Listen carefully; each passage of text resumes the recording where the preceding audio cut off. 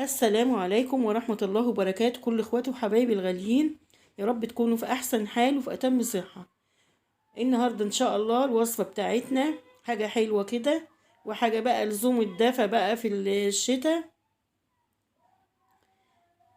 ان شاء الله الفيديو بتاعنا خفيف وسهل جدا. هنعمل مع بعض البطاطا بس بطريقة جديدة. انا عملتها معاكم قبل كده في الحلة، كانت جميلة، وعملتها برضو طاجن في الفرن، كان جميلة جدا. والنهاردة ان شاء الله هنجرب مع بعض البطاطا في الكيس الحراري. بص يا جماعة، التسوية بتاعتها ما شاء الله دايبة كده زي الزبدة. وكمان ما شاء الله يعني ما خدتش وقت. وبصوا الصوص بتاعها ده صوص الكراميل،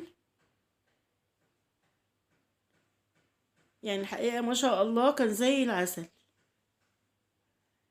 يلا بينا بقى نبدأ الفيديو ونشوف احنا عملناها ازاي.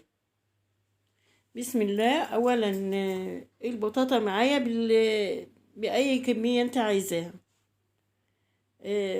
انا جايبة بطاطا متوسطة، الحجم بتاعها متوسط. لو انتوا برضو عايزينها يعني الحجم بتاعها اكبر من كده او اقل من كده، ما شاء الله برضو بتستوي وبتبقى جميلة جدا في وقت قليل. هنا انا الكيس الحراري ده كمان جايباه اللي هو الحجم الكبير، برضو تبع كمية البطاطا اللي عندك. الاكياس دي بتتباع عند الناس بتوع المنظفات.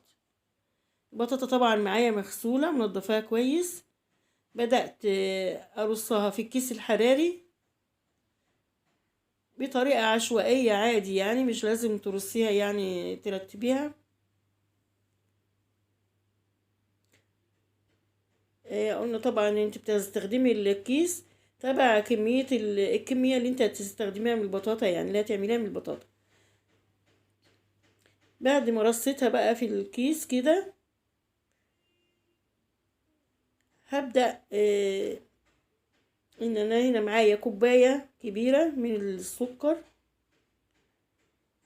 برضو تقدري تزودي السكر تبع كمية البطاطا اللي هتعمليها، او لو عايزة برضو تزوديه شوية عن كده، ده تبع رغبتكم.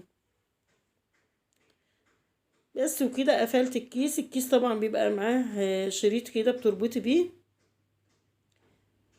بقلب البطاطا كويس في الكيس عشان السكر يبقى البطاطا السكر يعني مغلف البطاطا من كل ناحية.